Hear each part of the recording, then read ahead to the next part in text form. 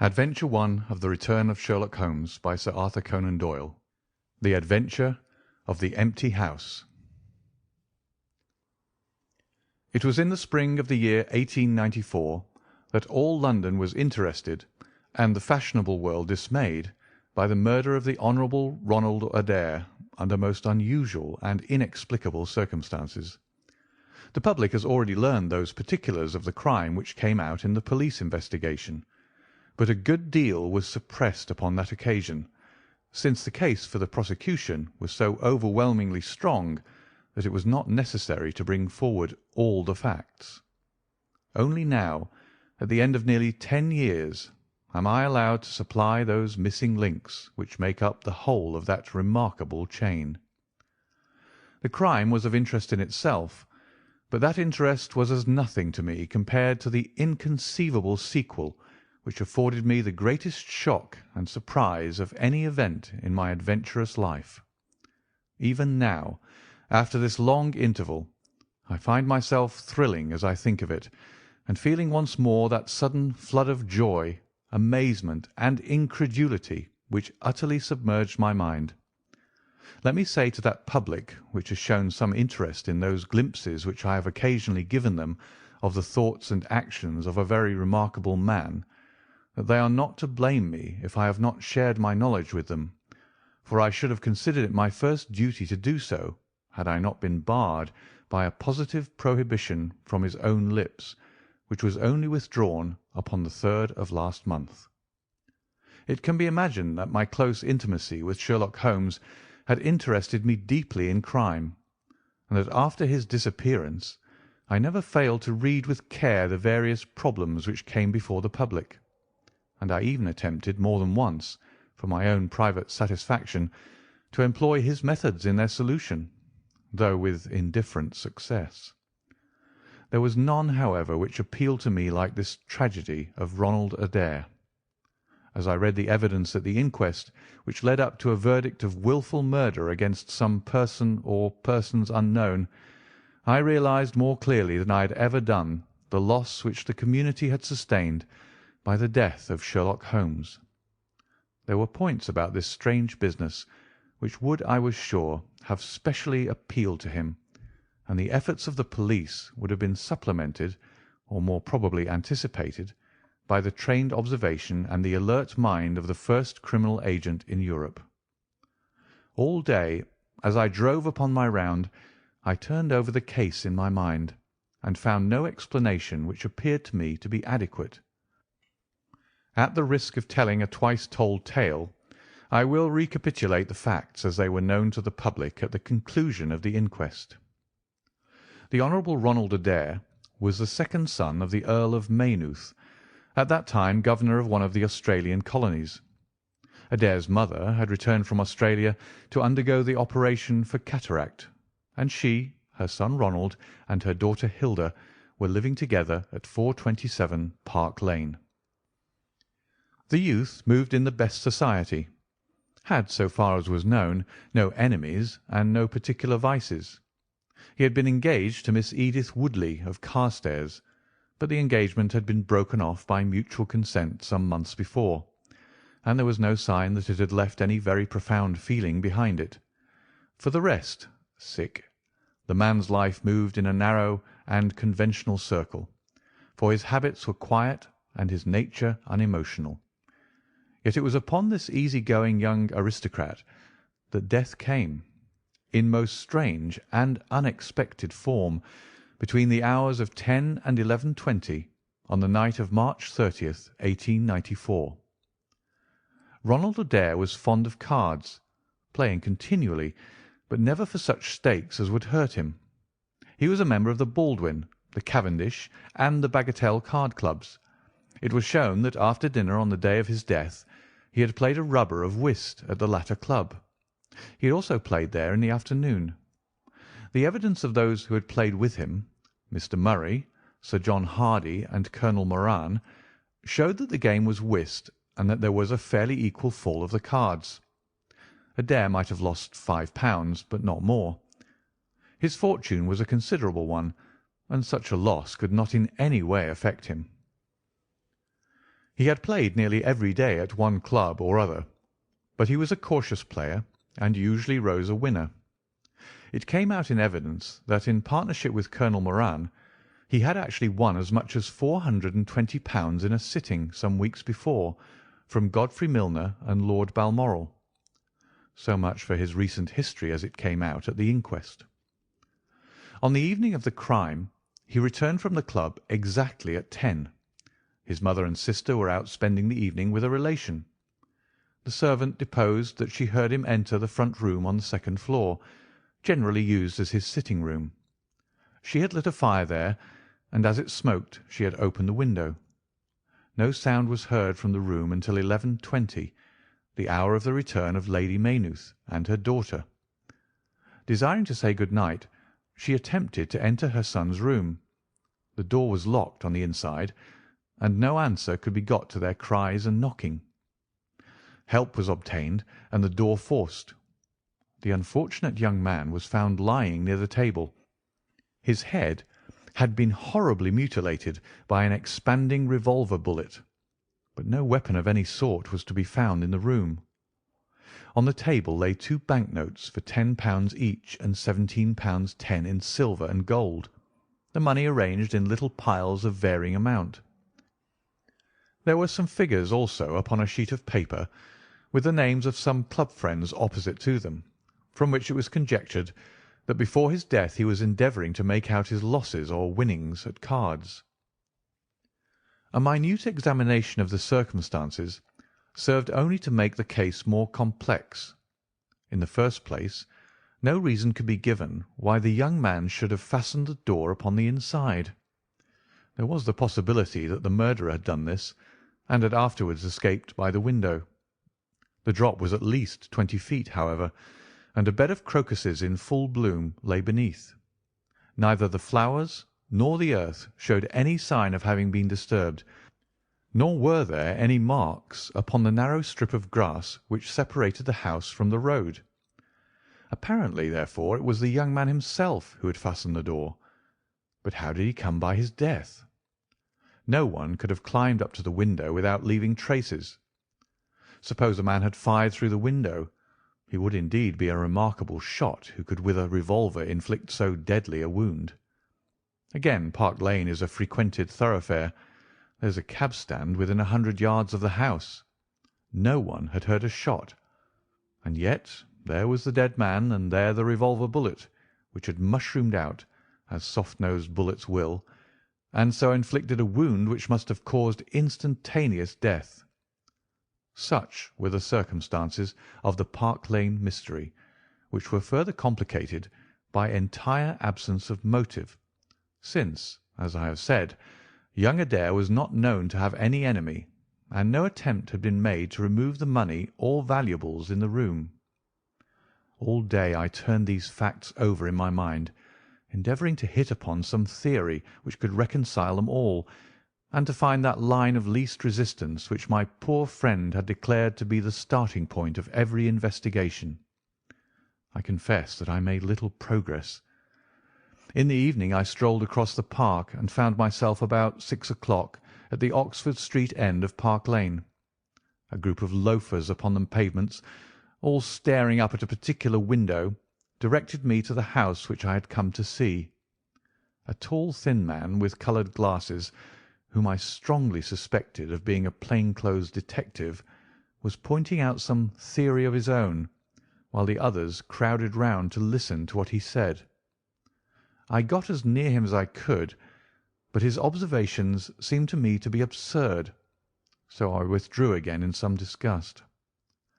As I did so, I struck against an elderly, deformed man who had been behind me, and I knocked down several books which he was carrying. I remember that as I picked them up, I observed the title of one of them, The Origin of Tree Worship, and it struck me that the fellow must be some poor bibliophile who, either as a trade or as a hobby, was a collector of obscure volumes. I endeavoured to apologize for the accident, but it was evident that these books which I had so unfortunately maltreated were very precious objects in the eyes of their owner. With a snarl of contempt he turned upon his heel and I saw his curved back and white side whiskers disappear among the throng. My observations of No. 427 Park Lane did little to clear up the problem in which I was interested. The house was separated from the street by a low wall and railing, the whole not more than 5 feet high. It was perfectly easy, therefore, for anyone to get into the garden, but the window was entirely inaccessible, since there was no water pipe or anything which could help the most active man to climb it. More puzzled than ever, I retraced my steps to Kensington. I had not been in my study 5 minutes when the maid entered to say that a person desired to see me. To my astonishment, it was none other than my strange old book collector, his sharp, wizened face peering out from a frame of white hair, and his precious volumes, a dozen of them at least, wedged under his right arm. "You're surprised to see me, sir?" said he in a strange, croaking voice. I acknowledged that I was.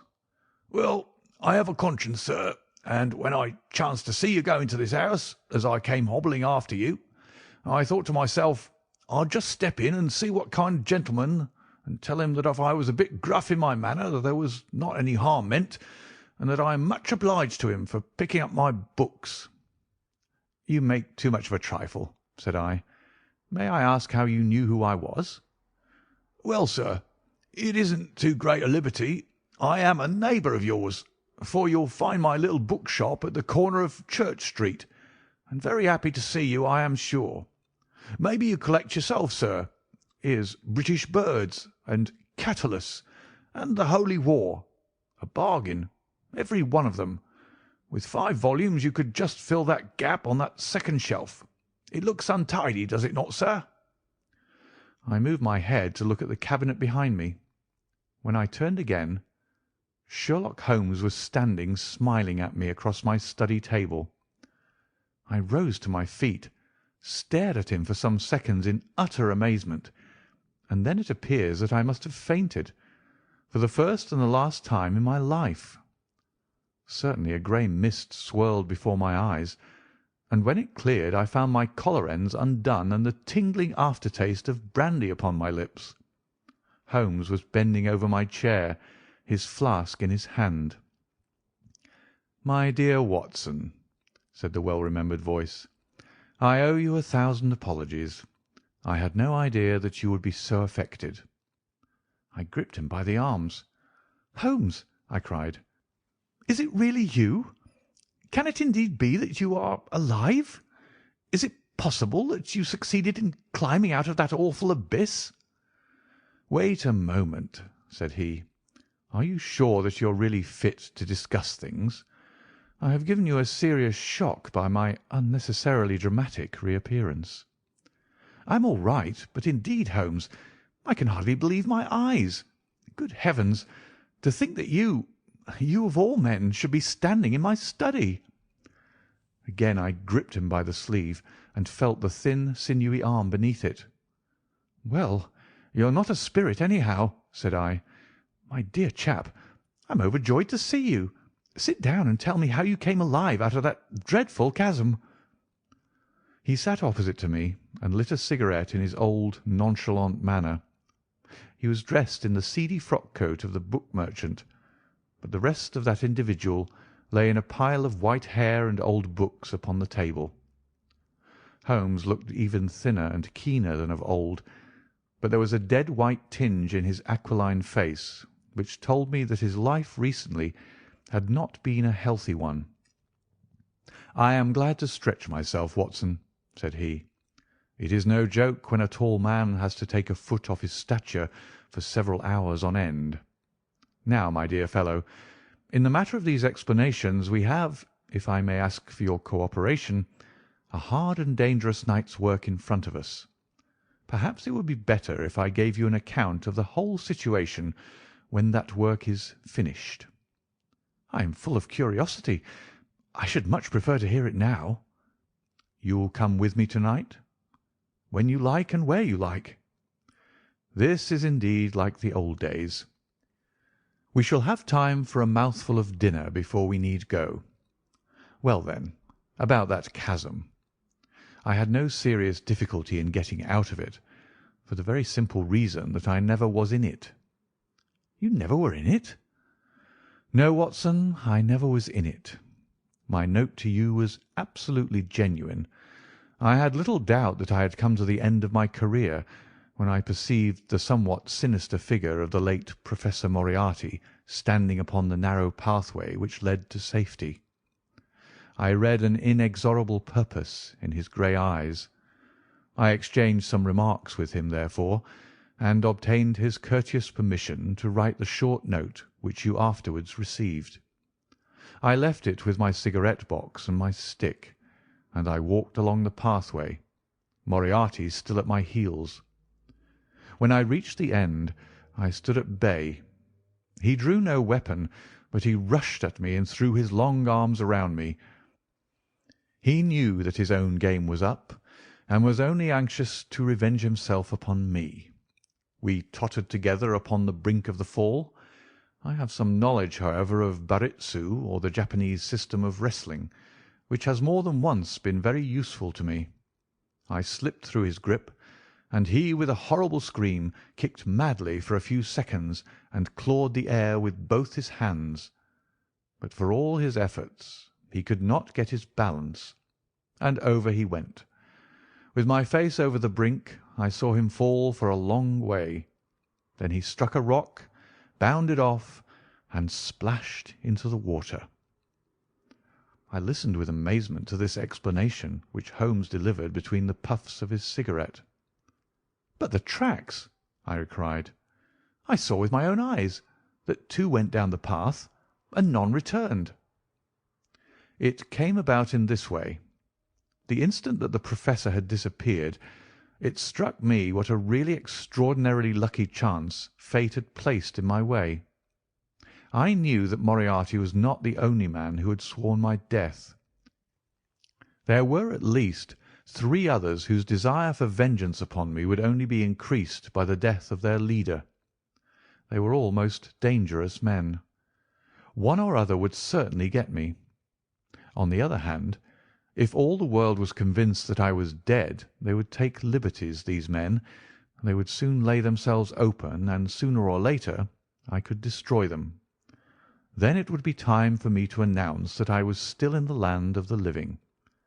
So rapidly does the brain act that I believe I had thought this all out before Professor Moriarty had reached the bottom of the Reichenbach fall. I stood up and examined the rocky wall behind me. In your picturesque account of the matter, which I read with great interest some months later, you assert that the wall was sheer. That was not literally true. A few small footholds presented themselves, and there was some indication of a ledge.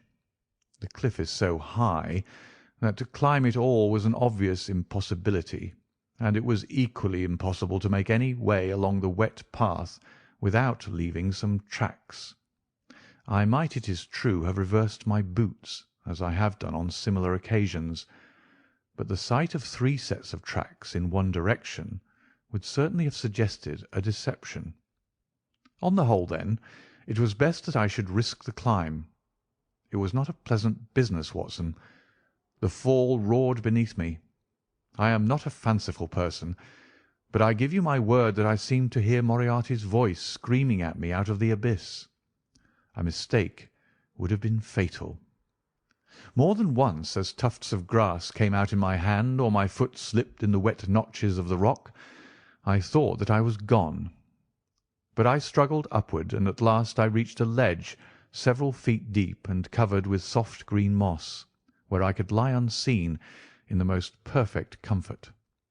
There I was stretched when you, my dear Watson, and all your following were investigating in the most sympathetic and inefficient manner the circumstances of my death.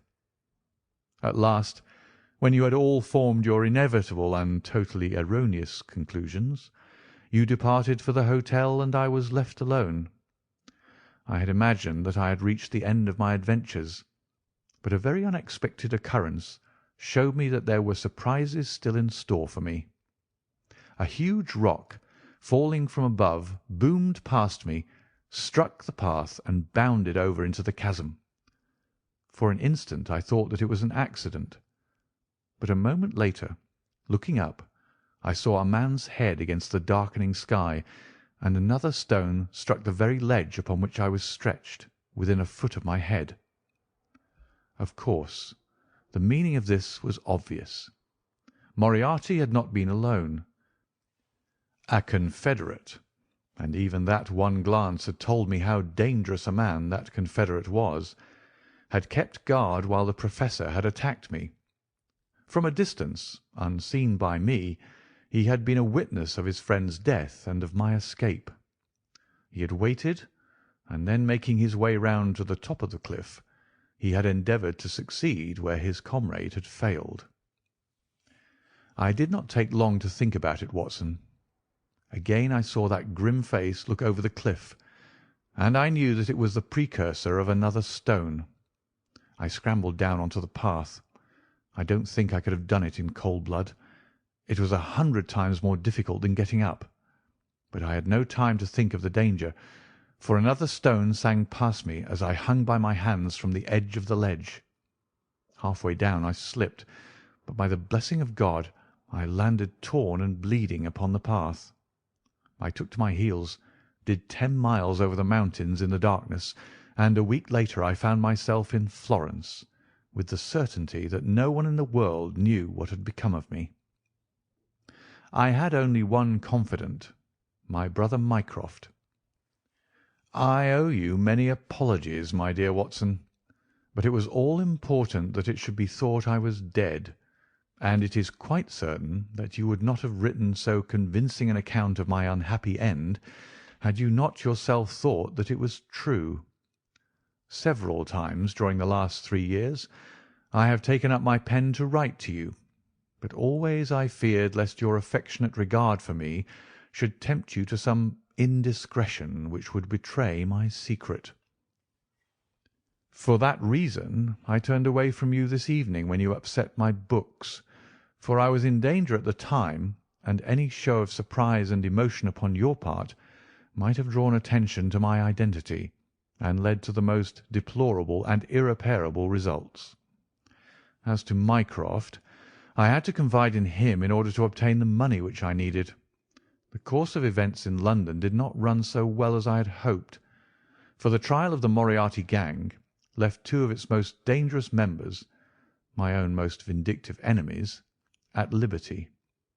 I travelled for 2 years in Tibet, therefore, and amused myself by visiting Lhasa and spending some days with the head lama.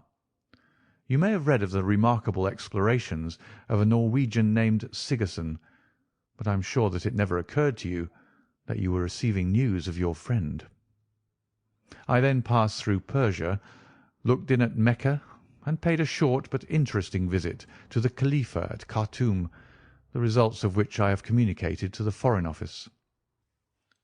Returning to France, I spent some months in a research into the coal tar derivatives, which I conducted in a laboratory at Montpellier, in the south of France.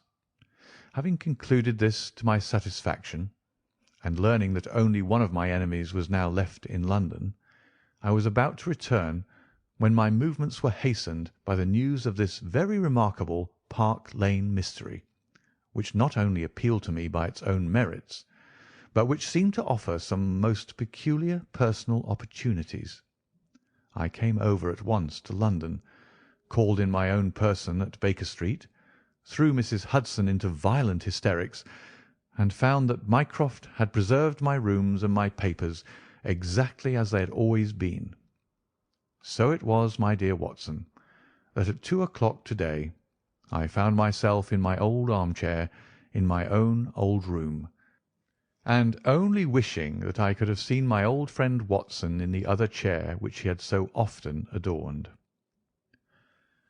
Such was the remarkable narrative to which I listened on that April evening, a narrative which would have been utterly incredible to me had it not been confirmed by the actual sight of the tall, spare figure and the keen, eager face which I had never thought to see again. In some manner he had learned of my own sad bereavement, and his sympathy was shown in his manner rather than in his words. "Work is the best antidote to sorrow, my dear Watson," said he, "and I have a piece of work for us both to-night, which, if we can bring it to a successful conclusion, will in itself justify a man's life on this planet." In vain I begged him to tell me more. "You will hear and see enough before morning," he answered. "We have 3 years of the past to discuss. Let that suffice until 9:30, when we start upon the notable adventure of the empty house." It was indeed like old times, when at that hour I found myself seated beside him in a hansom, my revolver in my pocket, and the thrill of adventure in my heart. Holmes was cold and stern and silent. As the gleam of the street lamps flashed upon his austere features, I saw that his brows were drawn down in thought and his thin lips compressed. I knew not what wild beast we were about to hunt down in the dark jungle of criminal London, but I was well assured from the bearing of this master huntsman that the adventure was a most grave one, while the sardonic smile which occasionally broke through his ascetic gloom boded little good for the object of our quest. I had imagined that we were bound for Baker Street, but Holmes stopped the cab at the corner of Cavendish Square. I observed that as he stepped out he gave a most searching glance to right and left, and at every subsequent street corner he took the utmost pains to assure that he was not followed. Our route was certainly a singular one. Holmes's knowledge of the byways of London was extraordinary, and on this occasion he passed rapidly and with an assured step through a network of mews and stables, the very existence of which I had never known. We emerged at last into a small road, lined with old gloomy houses, which led us into Manchester Street, and so to Blandford Street. Here he turned swiftly down a narrow passage, passed through a wooden gate into a deserted yard, and then opened with a key the back door of a house. We entered together, and he closed it behind us. The place was pitch dark, but it was evident to me that it was an empty house.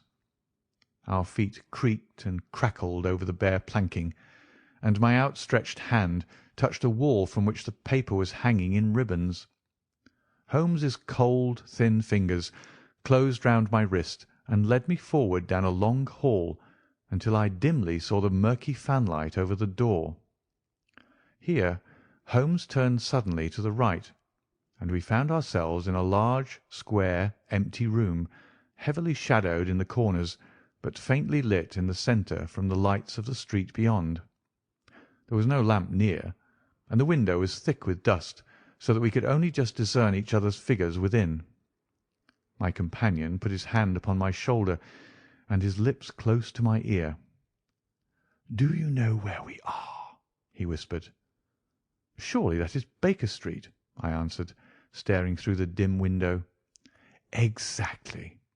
We are in Camden House, which stands opposite to our own old quarters." "But why are we here?" "Because it commands so excellent a view of that picturesque pile. Might I trouble you, my dear Watson, to draw a little nearer to the window, taking every precaution not to show yourself, and then to look up at our old rooms, the starting point of so many of your little fairy tales. We will see if my 3 years of absence have entirely taken away my power to surprise you." I crept forward and looked across at the familiar window. As my eyes fell upon it, I gave a gasp and a cry of amazement. The blind was down, and a strong light was burning in the room. The shadow of a man who was seated in a chair within was thrown in hard black outline upon the luminous screen of the window. There was no mistaking the poise of the head, the squareness of the shoulders, the sharpness of the features. The face was turned half round, and the effect was that of one of those black silhouettes which our grandparents loved to frame. It was a perfect reproduction of Holmes. So amazed was I that I threw out my hand to make sure that the man himself was standing beside me. He was quivering with silent laughter. "Well?" said he. "Good heavens!" I cried. "It is marvellous." "I trust that age doth not wither nor custom stale my infinite variety," said he, and I recognised in his voice the joy and pride which the artist takes in his own creation. "It really is rather like me, is it not?" "I should be prepared to swear that it was you." "The credit of the execution is due to Monsieur Oscar Meunier of Grenoble, who spent some days in doing the moulding. It is a bust in wax. The rest I arranged myself during my visit to Baker Street this afternoon." "But why?" "Because, my dear Watson, I had the strongest possible reason for wishing certain people to think that I was there when I was really elsewhere." "And you thought the rooms were watched?" "I knew that they were watched." "By whom?" "By my old enemies, Watson, by the charming society whose leader lies in the Reichenbach Fall. You must remember that they knew, and only they knew, that I was still alive. Sooner or later they believed that I should come back to my rooms. They watched them continuously, and this morning they saw me arrive." "How do you know?" "Because I recognised their sentinel when I glanced out of my window. He is a harmless enough fellow, Parker by name, a garrotter by trade, and a remarkable performer upon the Jew's harp. I cared nothing for him, but I cared a great deal for the much more formidable person who was behind him, the bosom friend of Moriarty, the man who dropped the rocks over the cliff, the most cunning and dangerous criminal in London. That is the man who is after me to-night, Watson, and that is the man who is quite unaware that we are after him." My friend's plans were gradually revealing themselves. From this convenient retreat the watchers were being watched and the trackers tracked. That angular shadow up yonder was the bait, and we were the hunters. In silence we stood together in the darkness and watched the hurrying figures who passed and repassed in front of us. Holmes was silent and motionless, but I could tell that he was keenly alert and that his eyes were fixed intently upon the stream of passers-by. It was a bleak and boisterous night, and the wind whistled shrilly down the long street. Many people were moving to and fro, most of them muffled in their coats and cravats. Once or twice it seemed to me that I had seen the same figure before, and I especially noticed two men who appeared to be sheltering themselves from the wind in the doorway of a house some distance up the street. I tried to draw my companion's attention to them, but he gave a little ejaculation of impatience and continued to stare into the street. More than once he fidgeted with his feet and tapped rapidly with his fingers upon the wall. It was evident to me that he was becoming uneasy, and that his plans were not working out altogether as he had hoped. At last, as midnight approached and the street gradually cleared, he paced up and down the room in uncontrollable agitation. I was about to make some remark to him when I raised my eyes to the lighted window and again experienced almost as great a surprise as before. I clutched Holmes's arm and pointed upwards. "The shadows moved!" I cried. It was indeed no longer the profile but the back which was turned towards us. 3 years had certainly not smoothed the asperities of his temper or his impatience with a less active intelligence than his own. "Of course it has moved," said he. "Am I such a farcical bungler, Watson, that I should erect an obvious dummy and expect that some of the sharpest men in Europe would be deceived by it? We have been in this room 2 hours, and Mrs. Hudson has made some change in that figure 8 times, or once in every quarter of an hour. She works it from the front, so that her shadow may never be seen. Ah!" He drew in his breath with a shrill, excited intake. In the dim light I saw his head thrown forward, his whole attitude rigid with attention. Outside the street was absolutely deserted. Those 2 men might still be crouching in the doorway, but I could no longer see them. All was still and dark, save only that brilliant yellow screen in front of us, with the black figure outlined upon its centre. Again, in the utter silence, I heard that thin, sibilant note which spoke of intense, suppressed excitement. An instant later he pulled me back into the blackest corner of the room, and I felt his warning hand upon my lips. The fingers which clutched me were quivering. Never had I known my friend more moved, and yet the dark street still stretched lonely and motionless before us. But suddenly I was aware of that which his keener senses had already distinguished.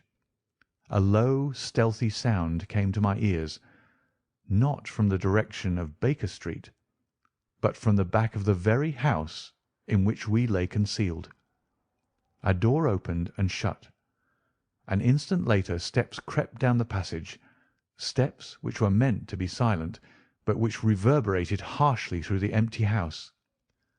Holmes crouched back against the wall, and I did the same, my hand closing upon the handle of my revolver.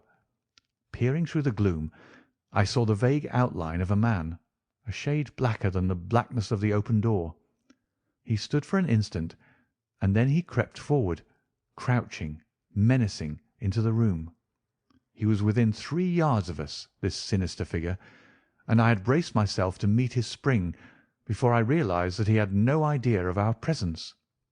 He passed close beside us, stole over to the window, and very softly and noiselessly raised it for half a foot.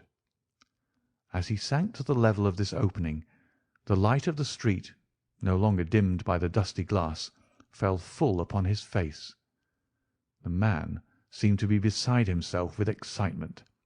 His 2 eyes shone like stars, and his features were working convulsively.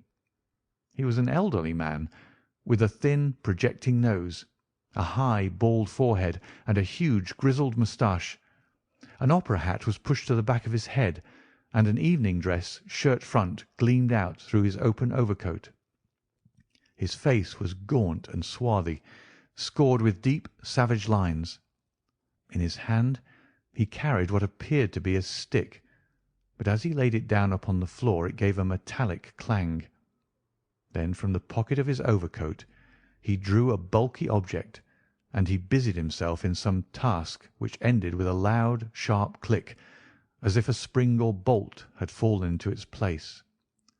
Still kneeling upon the floor, he bent forward and threw all his weight and strength upon some lever, with the result that there came a long, whirling, grinding noise, ending once more in a powerful click. He straightened himself then, and I saw that what he held in his hand was a sort of gun with a curiously misshapen butt. He opened it at the breech, put something in, and snapped the breech lock.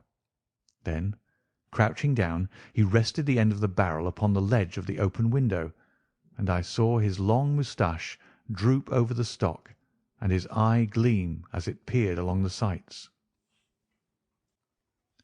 I heard a little sigh of satisfaction as he cuddled the butt into his shoulder and saw that amazing target, the black man on the yellow ground, standing clear at the end of his foresight. For an instant he was rigid and motionless. Then his finger tightened on the trigger. There was a strange, loud whiz and a long, silvery tinkle of broken glass. At that instant Holmes sprang like a tiger onto the marksman's back and hurled him flat upon his face. He was up again in a moment, and with a convulsive strength he seized Holmes by the throat. But I struck him on the head with the butt of my revolver, and he dropped again upon the floor. I fell upon him, and as I held him my comrade blew a shrill call upon a whistle. There was the clatter of running feet upon the pavement, and 2 policemen in uniform, with one plain-clothes detective, rushed through the front entrance and into the room.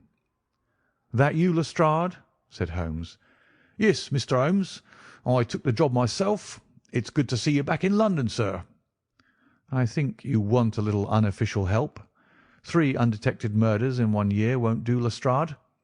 But you handled the Molesley mystery with less than your usual—that's to say, you handled it fairly well." We had all risen to our feet, our prisoner breathing hard, with a stalwart constable on each side of him. Already a few loiterers had begun to collect in the street. Holmes stepped up to the window, closed it, and dropped the blinds. Lestrade, had produced 2 candles, and the policemen had uncovered their lanterns. I was able at last to have a good look at our prisoner. It was a tremendously virile and yet sinister face which was turned towards us. With the brow of a philosopher above and the jaw of a sensualist below, the man must have started with great capacities for good or for evil, but one could not look upon his cruel blue eyes with their drooping, cynical lids, or upon the fierce, aggressive nose and the threatening, deep-lined brow, without reading nature's plainest danger signals. He took no heed of any of us, but his eyes were fixed upon Holmes's face with an expression in which hatred and amazement were equally blended. "You fiend!" he kept on muttering. "You clever fiend! Clever fiend!" "Ah, Colonel," said Holmes, arranging his rumpled collar. "Journeys end in lovers' meetings, as the old play says.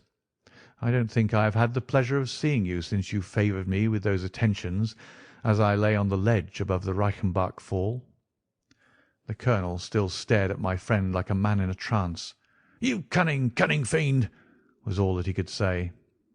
"I have not introduced you yet," said Holmes. "This gentleman is Colonel Sebastian Moran, once of Her Majesty's Indian Army, and the best heavy game shot that our Eastern Empire has ever produced. I believe I am correct, Colonel, in saying that your bag of tigers still remains unrivalled?" The fierce old man said nothing, but still glared at my companion with his savage eyes and bristling moustache. He was wonderfully like a tiger himself. "I wonder that my very simple stratagem could deceive so old a shikari," said Holmes. "It must be very familiar to you. Have you not tethered a young kid under a tree, lain above it with your rifle, and waited for the bait to bring up your tiger? This empty house is my tree, and you are my tiger. You have possibly had other guns in reserve in case there should be several tigers, or in the unlikely supposition of your own aim failing you. These," he pointed around, "are my other guns. The parallel is exact." Colonel Moran sprang forward with a snarl of rage, but the constables dragged him back. The fury upon his face was terrible to look at. "I confess that you had one small surprise for me," said Holmes. "I did not anticipate that you would yourself make use of this empty house and this convenient front window. I had imagined you as operating from the street, where my friend Lestrade and his merry men were awaiting you. With that exception, all has gone as I expected." Colonel Moran turned to the official detective. "You may or may not have just cause for arresting me," said he, "but at least there can be no reason why I should submit to the gibes of this person. If I am in the hands of the law, let things be done in a legal way." "Well, that's reasonable enough," said Lestrade. "Nothing further you have to say, Mr. Holmes, before we go?"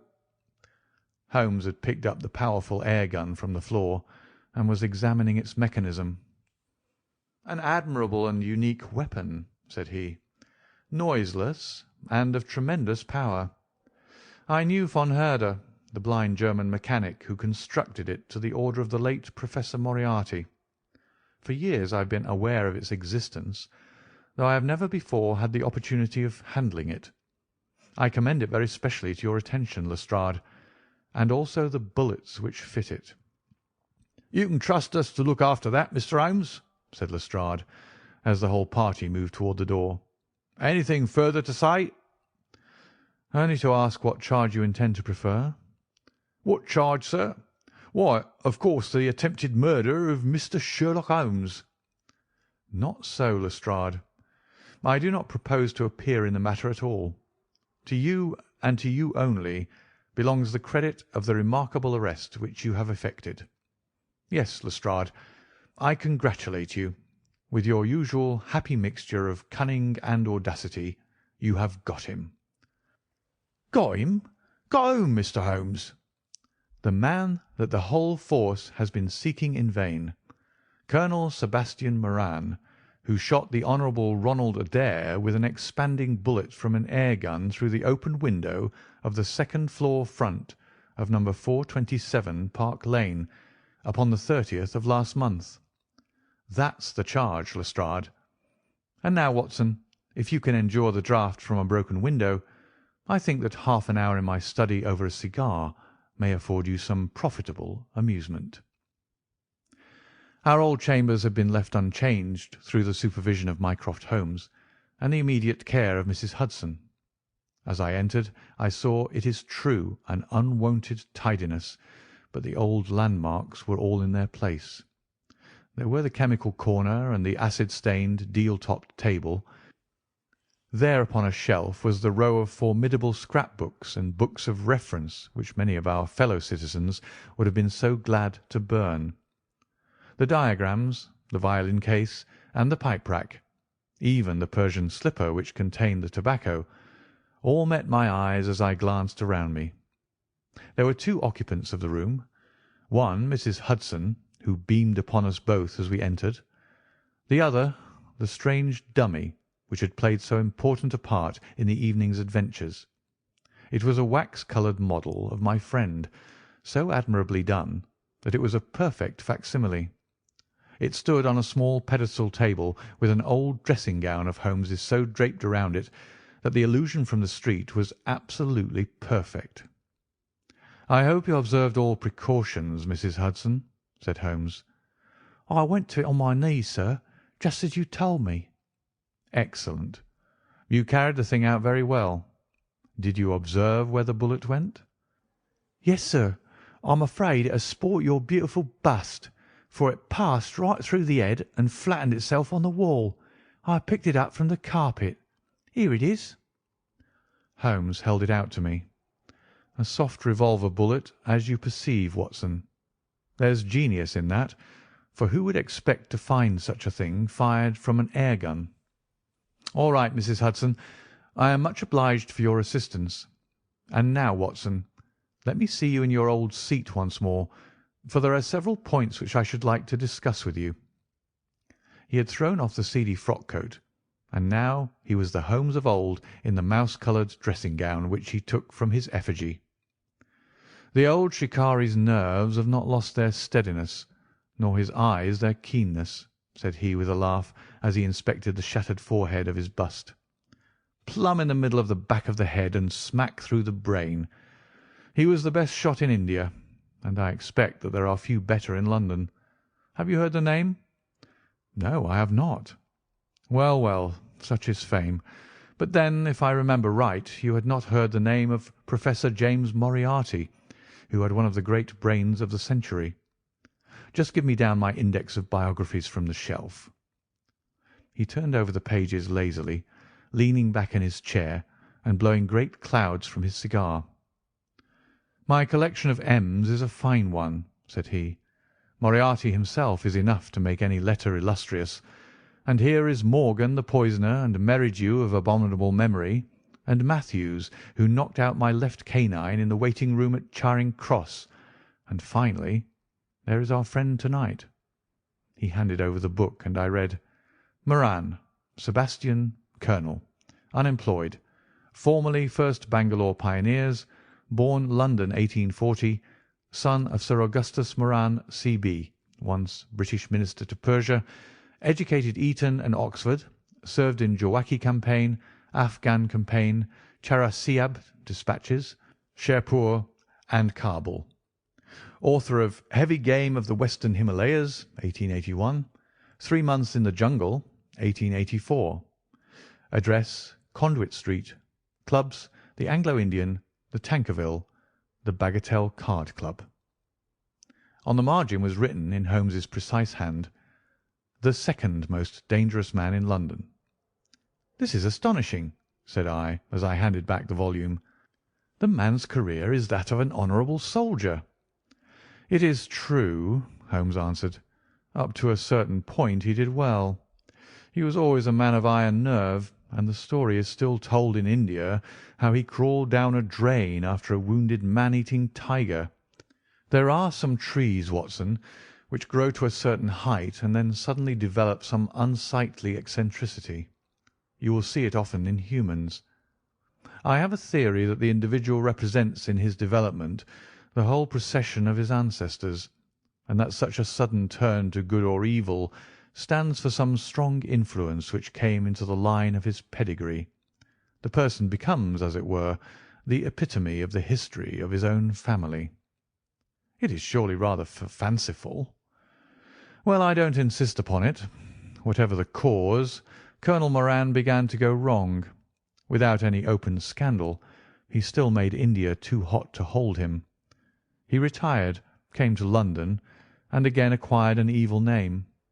It was at this time that he was sought out by Professor Moriarty, to whom for a time he was chief of the staff. Moriarty supplied him liberally with money, and used him only in one or two very high-class jobs, which no ordinary criminal could have undertaken. You may have some recollection of the death of Mrs. Stewart of Lauder in 1887. Not? Well, I am sure Moran was at the bottom of it, but nothing could be proved.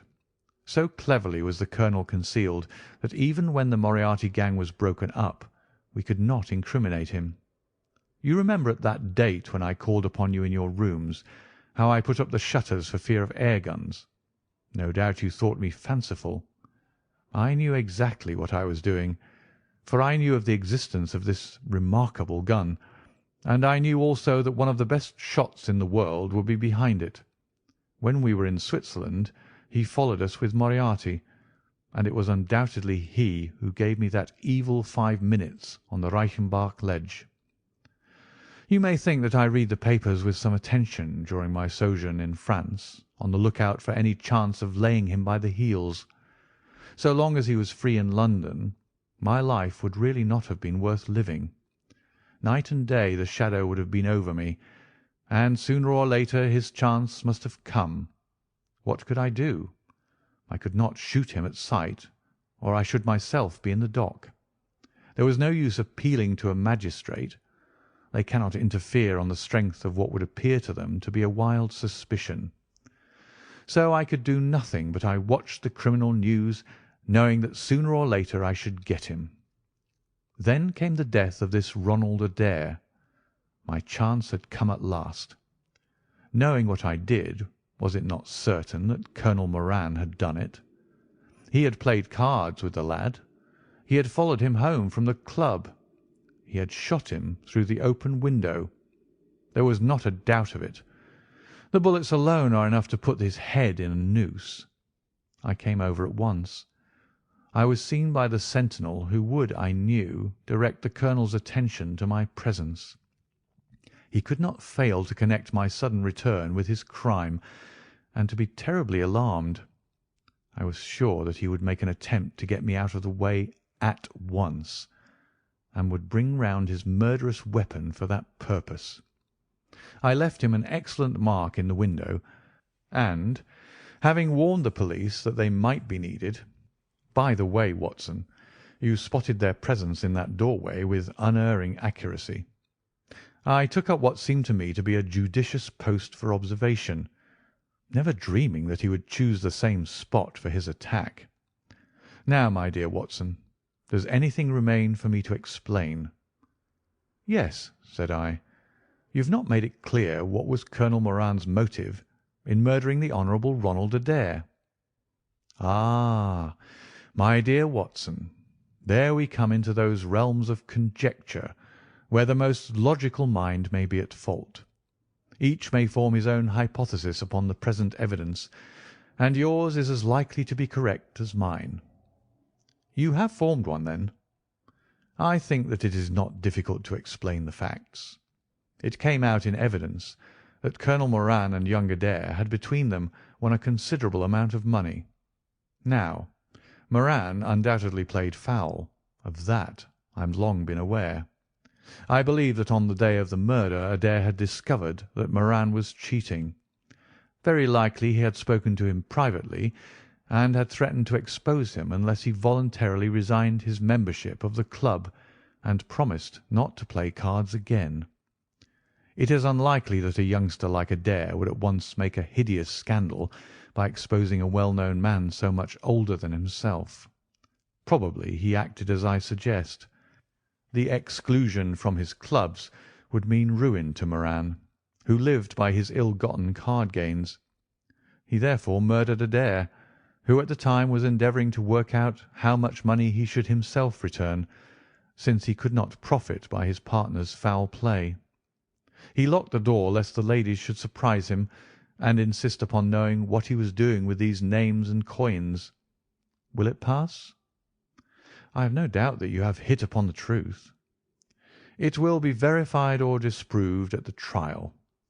Meanwhile, come what may, Colonel Moran will trouble us no more. The famous air gunner von Herder will embellish the Scotland Yard Museum. And once again, Mr. Sherlock Holmes is free to devote his life to examining those interesting little problems which the complex life of London so plentifully presents. End of The Empty House.